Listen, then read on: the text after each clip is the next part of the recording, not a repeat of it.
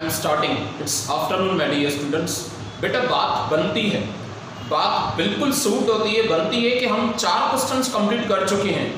Finance क्या होता है, फाइनेंस की प्लानिंग क्या होती है, फिक्स्ड कैपिटल क्या होता है, वर्किंग कैपिटल क्या होता है। मोस्टली रिलेटेड लास्ट 2 क्वेश्चंस कि फिक्स्ड कैपिटल क्या है और वर्किंग कैपिटल क्या है, ये कॉन्सेप्ट ना हमारा क्लियर हो चुका है, एकदम क्लियर। तो बात सूट होती है कि आज के लेक्चर में मैं नेक्स्ट क्वेश्चन कराऊं उससे पहले मैं फिक्स्ड कैपिटल और वर्किंग कैपिटल का डिस्टिंग्विश बिटवीन कराना चाहूंगा। मैं ये क्लियरली आपको बता दूं कि हमारी पीडीएफ फाइल में, जो हमारी पीडीएफ फाइल मैंने ग्रुप में अपलोड की है बेटा, उसमें डिस्टिंग्विश बिटवीन 7th नंबर है, यानी जो इसके पहले वाला क्वेश्चन है ना, मुझे वो कराना चाहिए, पर मैं लिंक को ज्वाइंट करना चाहूंगा कि जो वर्किंग कैपिटल फिक्स्ड कैपिटल हो चुका है उससे पहले ये लिंक को डिस्टिंग्विश बिटवीन फिक्स्ड कैपिटल और वर्किंग कैपिटल, और उसके बाद कोई नया कॉन्सेप्ट करें इसी चैप्टर से related. So I am starting the distinguish between. Please focus, आपका कंसंट्रेशन होना चाहिए मेरे तरफ। देखो मैं डिस्टिंग्विश बिटवीन रीड कर रहा हूं, एक ही डिस्टिंग्विश आपका चैप्टर में 7th क्वेश्चन पहले करा रहा हूं और 6th क्वेश्चन बाद में। देखो distinguish between the fixed capital and working capital. Meaning मैं रीड कर रहा हूं। Fixed capital is a that portion of the capital, पूरे कैपिटल में से वो हिस्सा। Fixed capital is a that portion of total capital which is invested in the fixed assets such as land, building, equipments etcetera. अरे ये तो मेरे बच्चे तो ये बात ऑलरेडी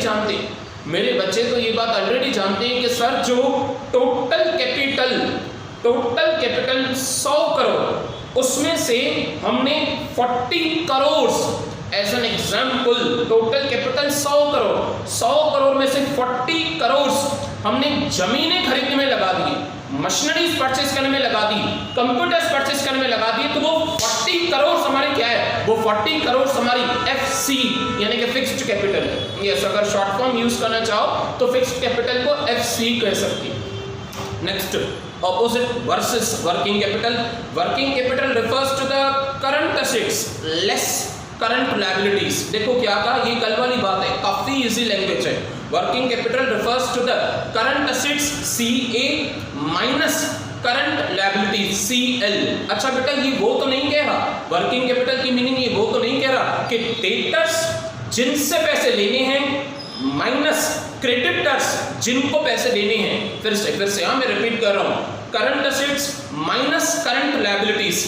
डेटर्स हमारी एसेट्स हैं, हमें लाखों रुपया मिलने वाला है, एग्जाम्पल के हिसाब से 1 लाख रुपया मिलने वाला है जो कल का एग्जाम्पल था, माइनस 50,000 हमें सप्लायर्स को देने हैं जिनसे हमने रॉ मटेरियल परचेस किया है। लाखों रुपया आएगा, 50,000 जाएंगे, 1 लाख आएगा, 50,000 जाएंगे, रिमेनिंग 50,000 इन हैंड होंगे, और जो इन हैंड होंगे वो बिजनेस में यूज होंगे। That's clearly called as a working capital.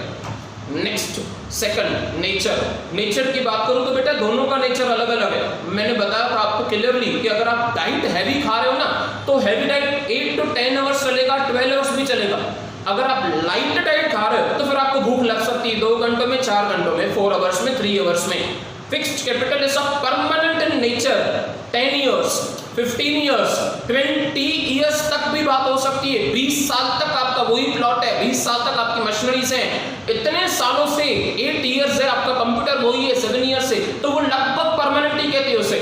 Working capital is constantly changing. Constantly यानी क्या, याद करो वो इंट्रोडक्शन में लिखा होता है रिवर, और रिवर जो होती है ना वो कॉन्स्टेंटली फ्लो होती है, पर वो कॉन्स्टेंटली चेंजेस भी होती है, यानी कि कंटिन्यूअस चेंजेस, कभी कम कभी ज्यादा, कभी कम कभी ज्यादा, इट्स अ फ्लो। और fixed capital is a fund. Purpose की बात करें तो फिक्स्ड कैपिटल क्यों लगाया जाता है? अगर फिक्स्ड कैपिटल नहीं लगाएंगे, देखो क्लासेस स्टार्ट करने के लिए मैं फैक्ट बताऊं, अगर फिक्स्ड कैपिटल नहीं लगाएंगे ना तो क्लासेस में पोडियम नहीं होगा, लैपटॉप नहीं होगा, बेंचेस नहीं होगी जहां पे बच्चे बैठते हैं, AC नहीं होगी, फैन नहीं होगा। तो पर्पस क्या है? पर्पस है कि असेट्स को परचेस करना। फिक्स्ड कैपिटल का पर्पस है असेट्स को परचेस करना। वर्किंग कैपिटल की बात करें तो सैलरीज, बिजनेस को कंटिन्यू रनिंग रखना, वेजेस कंटिन्यू रनिंग रखना, लाइट का बिल आएगा, इलेक्ट्रिसिटी बिल, जैसे हर बात का सुख ले सके, हर सर्विस जो हम कंज्यूम कर सके उसके तरफ पेमेंट दे सके। यस, फिक्स्ड कैपिटल का पर्पस है असेट्स को परचेस करना, वर्किंग कैपिटल का पर्पस है कि बिजनेस को रनिंग कराना, यानी कि बिजनेस दौड़े हमारा, लाइक अ हॉर्स अगर चलता रहे तो कंटिन्यू रनिंग कराना, गाड़ी में कंटिन्यू पेट्रोल भरो, कार में कंटिन्यू डीजल भरो तो कार चलती रहेगी। Working capital, it is used for the production of product invested in the fixed assets such as a land, building, equipments. Working capital is a capital required finance for the day to day activities. आज और कल की बात है, day to day, आज भी salary देनी है, कल वेजेस देनी है, परसों लाइट का बिल रखना है, तो बेटा बिजनेसमैन की जो जिंदगी होती है ना वो 300 के 300 दिन खर्चों की होती है, 300 के 300 दिन, पर जो 300 के 300 दिन खर्च हो ना मोस्टली वो वर्किंग कैपिटल होती है, और जो खर्चा रेयरली हो, रेयरली इन ईयर्स, उसे कहते हैं फिक्स्ड कैपिटल। मूविंग फर्दर, तो दैट्स द फोर्थ पॉइंट हमसे कह रहे हैं सोर्सेस। पैसा आएगा कहां से? आपका वो पैसा जो आप पैसे को ब्लॉक कर दोगे वो पैसा कहां से आएगा? वो पैसा आएगा शेयर्स बेच के, शेयर्स, हिस्सेदारी। आप हमारे क्लासेस के स्टूडेंट्स हो, एस फॉर स्टूडेंट्स, और आपने हमारे क्लासेस के एस फॉर शेयर्स खरीदे हैं। Mark my sentences, mark my words, S for students, S for shares. अभी शेयर्स बेटा क्या होता है? हमारे क्लासेस में टोटल जितना पैसा लगा हुआ है, एग्जांपल हमारे स्टूडेंट्स ने पैसा इन्वेस्ट किया है, यानी कि आपने पैसा इन्वेस्ट किया है, तो जिसने जितना पैसा दिया है वो उतना हकदार होगा क्लासेस का। यस, उसे कहते हैं शेयर्स। यानी वागवा कोचिंग क्लासेस में अगर 50 स्टूडेंट्स हैं, जस्ट 50 स्टूडेंट्स, तो जिस स्टूडेंट ने जितना पैसा दिया है वो उस क्लासेस का, यानी हमारे क्लासेस का उतना भागीदार या हिस्सेदार हुआ। यानी आप भी हमारे फैमिली मेंबर्स हैं, आप भी हमारे शेयर होल्डर हैं। S for students, S for shares, S for share holders, यानी कि हिस्सेदार। आप शेयर होल्डर्स हैं हमारे क्लासेस के। अदरवाइज ये भी हो सकता है कि आपने डिबेंचर सेल की हो। डिबेंचर्स यानी एक पेपर का टुकड़ा, एक शॉर्ट में मीनिंग बताऊं ना, शॉर्ट में तो एक पेपर का टुकड़ा जहां पे कंपनी लिख के देगी कि मैंने मार्केट से डिबेंचर्स इशू किए हैं। डिबेंचर, उस पेपर का नाम होता है डिबेंचर। कंफर्मेशन दिया है और मैंने मार्केट से कर्जा लिया है। यस, वो कर्ज लेने का कंफर्मेशन, जो आपने कर्जा उठाया है उसका कंफर्मेशन, वो पेपर के टुकड़े को कहते हैं डिबेंचर। और शेयर्स क्या होता है? शेयर्स यानी हिस्सेदार, शेयर्स यानी ओनर, शेयर यानी शेयर होल्डर। देखो, fixed capital funds can come from selling the shares, debentures, long term loans. 10 years का लोन लेके बैठा हमने, आईसीआईसीआई बैंक से हमने 10 इयर्स का लोन लिया है और वो लोन हम रीपे करेंगे 2030 में, तो 10 इयर्स के लिए हमने वो लोन लिया है। तो ये सारी चीजों में जब हैवी अमाउंट आ जाता है ना, तो वो हैवी अमाउंट से फॉर 40 करोड़ से फॉर 50 करोड़, तो बेटा वो अमाउंट फिक्स्ड कैपिटल में लगाया जाता है। आगे, working capital can be funded from the short term loans. Short term, 1 साल का लोन, शॉर्ट टर्म 1 साल, 12 महीनों के लिए मैंने Navjeevan cooperative society, again I am repeating, for the 12 months, 12 महीनों का मैंने नवजीवन कोऑपरेटिव सोसाइटी से लोन लिया है जस्ट फॉर 12 मंथ्स। क्यों? मुझे सैलरी चलानी है। क्यों? मुझे दिवाली के लिए पैसे चाहिए। क्यों? मुझे वेजेस चलानी है। क्यों? मुझे बहुत सारे और खर्चे चाहिए, खर्चे करने हैं तो उसके लिए पैसे चाहिए। तो उसके लिए 12 महीनों का लोन क्या हुआ? For short term. यस, देखो, working capital can be funded from the short term loans, deposits, trade credit. हाल फिलहाल बिजनेस से ट्रेड क्रेडिट लिया है या बिजनेस की उधारी से लिया है, उसे कहते हैं शॉर्ट टर्म की जगह, यानी कि वो वर्किंग कैपिटल हुआ हमारे लिए। Next, risk involve. Yes, investments in fixed capital implies a risk. Implies यानी वो जताती है कि हाँ फिक्स्ड कैपिटल में रिस्क है, क्योंकि अगर आपने 100 करोड़ में से 40 करोड़ की, 100 करोड़ में से 40 करोड़ की जमीनें खरीदी है, बिल्डिंग्स बनाई है, मशीनरीज खरीदी है, कुछ भी कर लो, आपको 40 out of the 40 crore recovery नहीं मिली। यानी 40 करोड़ आपके ब्लॉक हो चुके हैं और इजीली तो वो पैसे आपके पास वापस आने वाले भी नहीं है। अगर आए भी तो 40 के 40 तो बिल्कुल नहीं है। Next, investments in working capital is less risky. क्यों रिस्की? देखो ना, best example, the best example, बेटा मैं समझो होलसेलर और मैंने चॉकलेट के बॉक्सेस चॉकलेट के बॉक्सेस पूरे गोडाउन में भरा के रखे, पूरे गोडाउन में वेयर हाउस में चॉकलेट के बॉक्सेस रखे। तो बेटा वो चॉकलेट के जो बॉक्सेस है ना वो क्या है, उसे कहते हैं स्टॉक। स्टॉक यानी कि माल भराना, और स्टॉक एक हिस्सा होता है वर्किंग कैपिटल का। मुझे पता है कि ये स्टॉक आज नहीं तो कल, after a month 1 month, after 2 months, after 3 months पक्का कंप्लीट हो जाएगा और 3 महीने के अंदर ये पैसे वापस आएंगे। यानी कि अगर मैं जमीनें खरीद रहा हूं, बिल्डिंग बना रहा हूं, तो 10 साल, 15 साल, 20 साल पैसे नहीं मिलेंगे, और ये स्टॉक 2 महीनों के अंदर कंप्लीट हो जाएगा और 2 महीनों के अंदर लाखों रुपए वापस आ जाएंगे।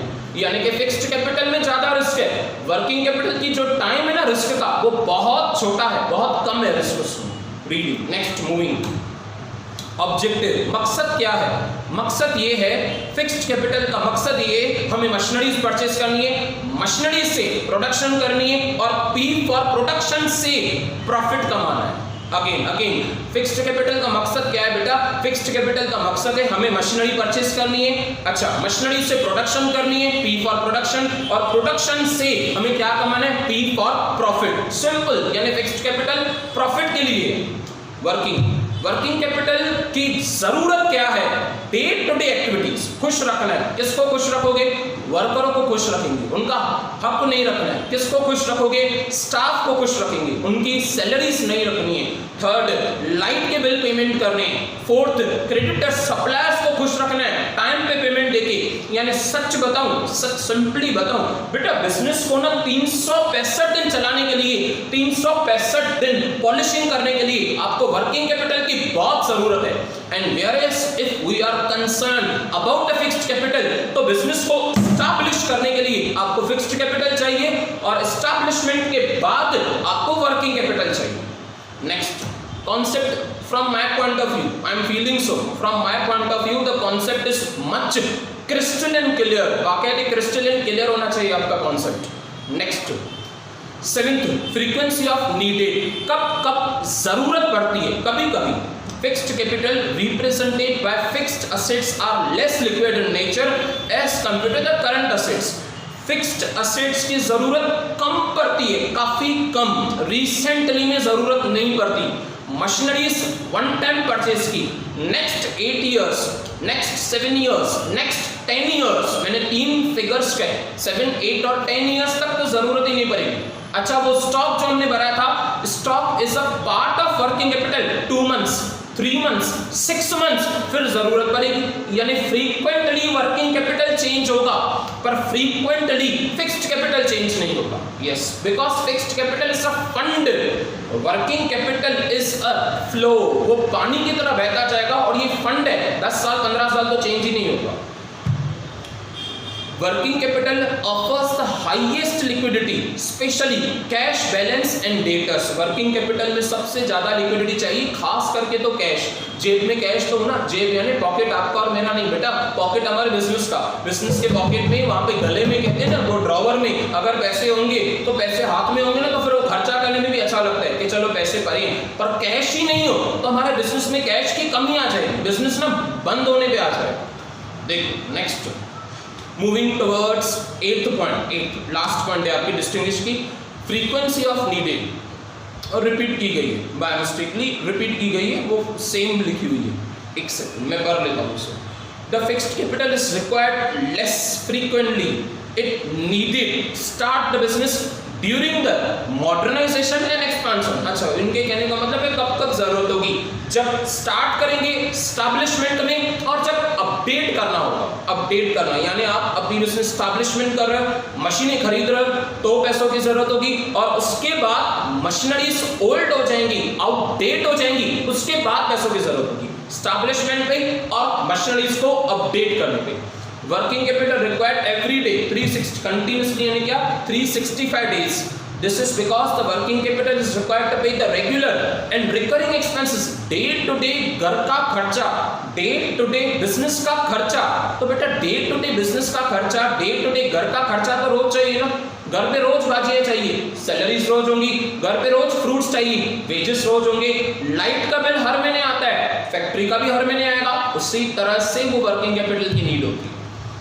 डिस्टिंग्विश बिटवीन आपके कंप्लीट हो चुके हैं। हेडिंग्स, हेडिंग्स की बात करूंगा बेटा, फर्स्ट मीनिंग होनी चाहिए, second nature, third purpose, purpose क्या है, fourth sources, fifth risk involve, sixth objective, अच्छा उसके बाद सेवेंथ फ्रीक्वेंसी ऑफ नीड, अच्छा उसके बाद एट्थ फ्रीक्वेंसी ऑफ नीड।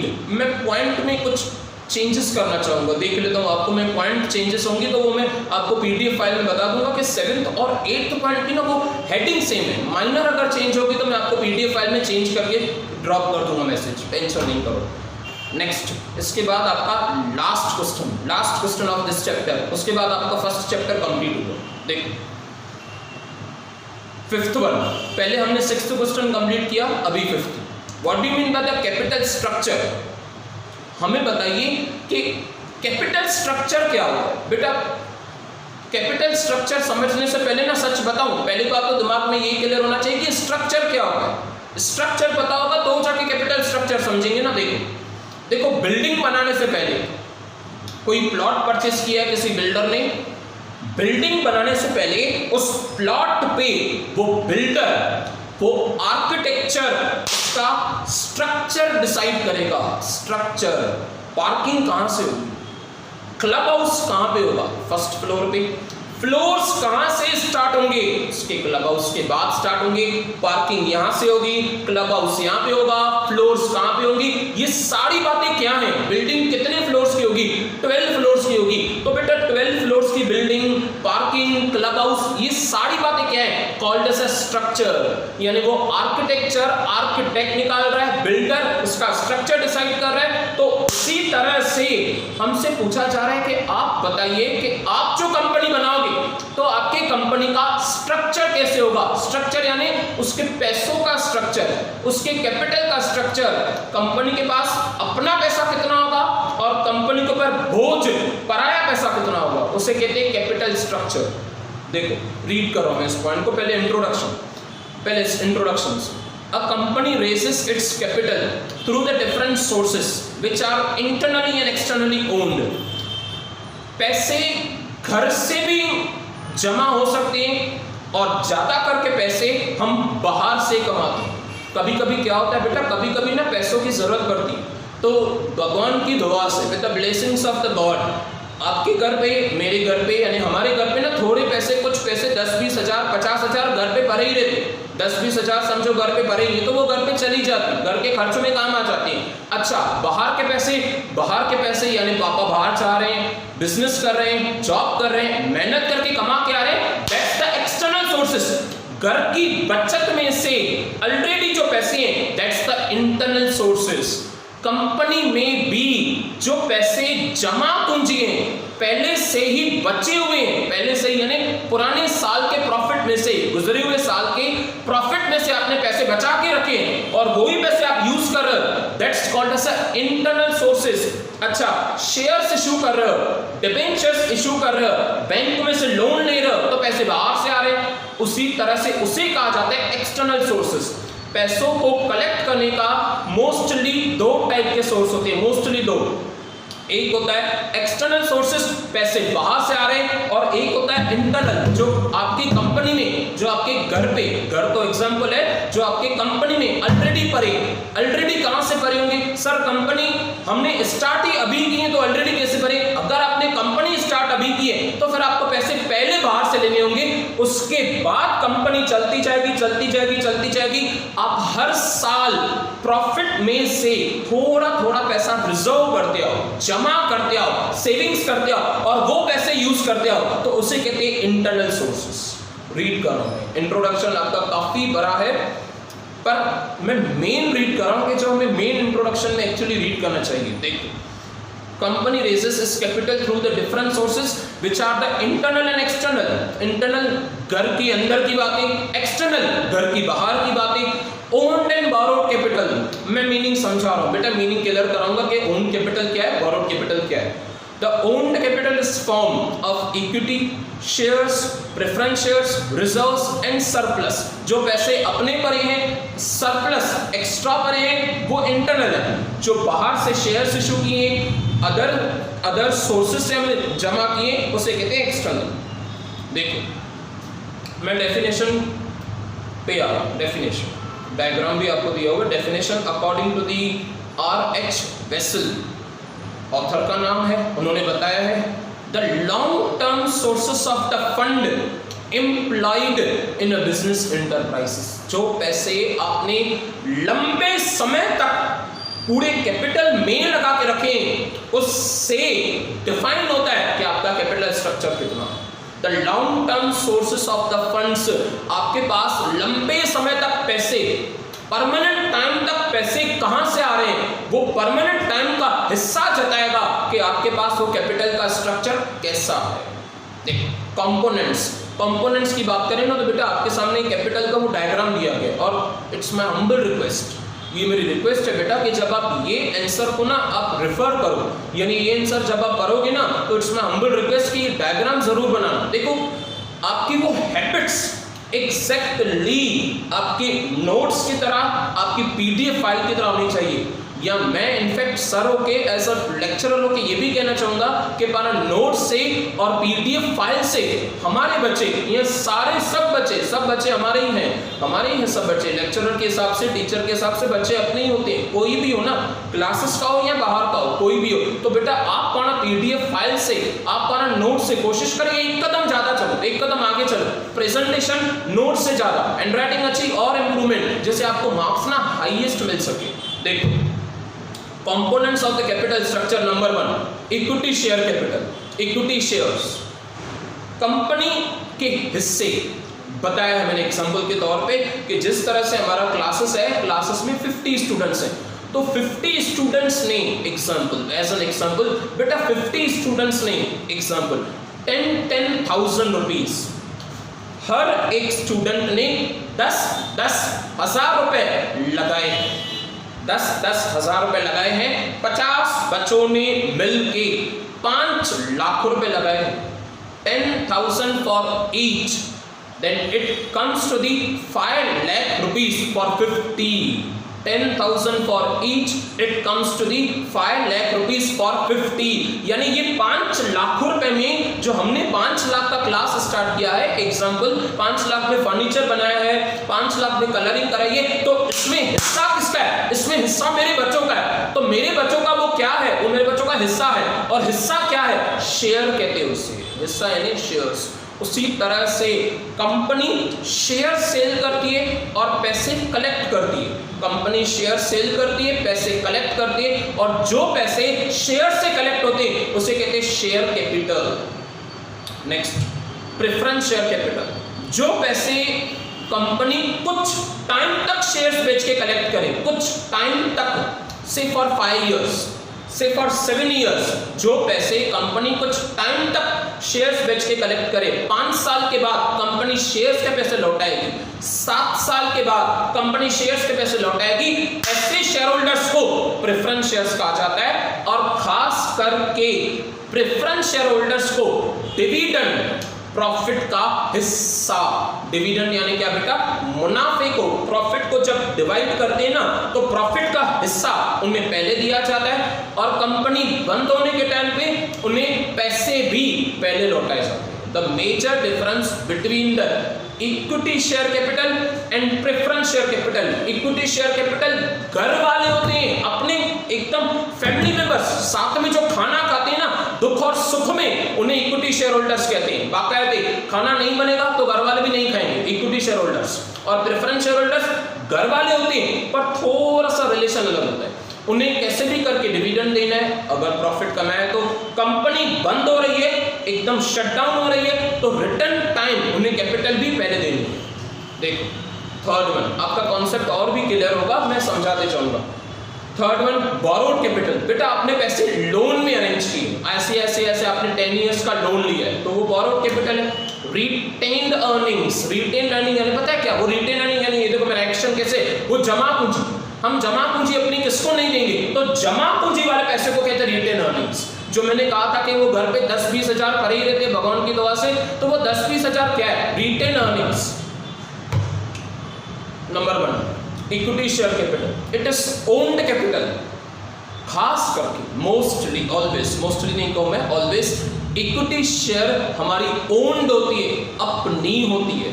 जो दुख में भी सुख में भी साथ आए, जिन्होंने खाना भी हमारे साथ खाया, हमने नहीं खाया तो उन्होंने भी नहीं खाया, तो ऐसे शेयर होल्डर्स को कहते हैं इक्विटी शेयर होल्डर्स। फिर से बेटा, जो दुख में भी साथ है, सुख में भी साथ है, खाना हम बना रहे हैं तो खा रहे हैं, खाना नहीं बनाया तो नहीं खा रहे। इट मीन्स प्रॉफिट हो रहा है तो डिविडेंड देंगे, प्रॉफिट नहीं हुआ तो डिविडेंड नहीं देंगे। ये रूल, ये अपनापन, ये एकदम अपनी फीलिंग्स किसके साथ आती है? सिर्फ और सिर्फ इक्विटी शेयर होल्डर्स के साथ। याद रखना, इक्विटी शेयर होल्डर्स यानी वो अपनी वाली फीलिंग्स भी एकदम अपने फैमिली मेंबर्स हैं।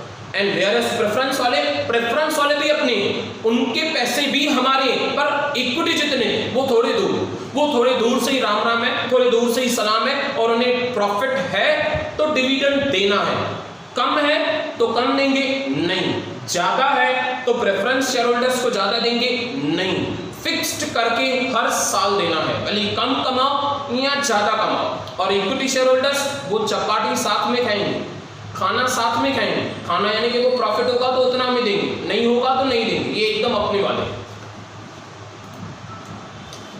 It is owned capital, sources of the finance, equity share holders are the real owners of the company. असली हकदार है भाई, जो दुख में काम आया, मतलब उसकी कोई कंपैरिजन नहीं होती।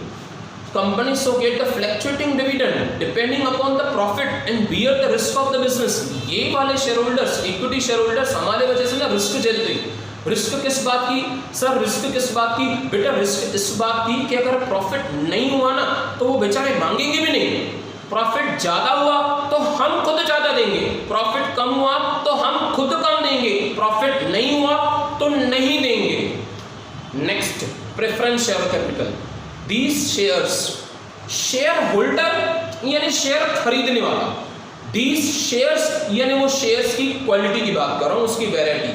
These shares have a fixed rate of dividend। उन्हें हर साल, एक एग्जाम्पल, हर साल 10% फिक्स देंगे, 10%। यानी प्रेफरेंस शेयर होल्डर्स वालों ने, एक एग्जाम्पल, प्रेफरेंस शेयर होल्डर्स वालों ने समझो 10 लाख रुपए लगाए हैं, एक एग्जाम्पल 10 लाख रुपए, तो बेटा 10 लाख के पीछे ना हर साल 10% डिविडेंड फिक्स होगा। डिविडेंड प्रॉफिट का हिस्सा, प्रॉफिट को डिवाइड करोगे उसे कहते हैं डिविडेंड, 10% हर साल। यानी आप प्रॉफिट कम कमा रहे हो तो भी उनकी इन्वेस्टमेंट्स का 10% आपको रिटर्न देना होगा। रिटर्न यानी वो डिविडेंड दे रहे हो आप। अच्छा, प्रॉफिट ज्यादा कमा रहे हो तो भी आप 10% दे रहे हो डिविडेंड, कम कमाओगे तो भी 10%, ज्यादा कमाओगे तो भी 10%। अभी कम और ज्यादा से इफेक्ट नहीं हुआ तभी तो उसे फिक्स कहते हैं ना, लिखा हुआ है क्लियरली, कम जो और ज्यादा से इफेक्ट नहीं उसे फिक्स कहते हैं। These shares have the fixed rate of dividend and preferential right over the equity shares।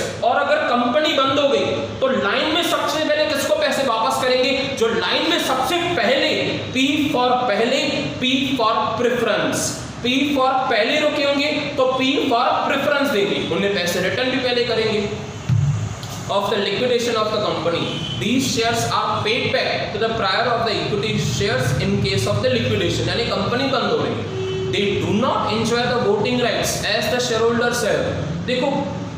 देखो जो दुख में भी अपना हो, सुख में भी अपना हो, जो सबसे ज्यादा दुख में भी अपना हो ना, तो एक हक बोलने का, एक हक सलाह देने का, एक हक वोट देने का। क्या कहा मैंने बेटा? एक हक बोलने का, एक हक सलाह देने का, एक हक हमारे बीच आके मीटिंग में वोट देने का, वो सिर्फ इक्विटी वालों को देंगे। प्रेफरेंस वालों को सवाल ही नहीं, कुछ भी नहीं, न बोलना है, न बात करनी है, न मीटिंग में आना है, सिर्फ और सिर्फ आपको डिविडेंड मिलेगा और वो भी आपके घर पे आएगा। That's all. Next, borrowed capital, कर्जा। बोरोड कैपिटल यानी ये सर के ऊपर मैं क्या कर रहा हूँ, मैं बाल नहीं बना रहा हूँ अपने बेटा, ये कर्जा, ये हमारे ऊपर कर्जा है, बोरोड कैपिटल है, लिखा हुआ है। As the name suggest the capital is borrowed, B for borrowed, B for बोझा, कर्जा है हमारे ऊपर वो। It is a creditorship of the capital, कर्जदार है वो हमारे, क्रेडिटरशिप, कर्जदार। Fixed interest is paid and no voting rights are given to them. चुपचाप कमा रहे हो, नहीं कमा रहे हो, डजंट मैटर, हमारा वास्ता नहीं है उससे।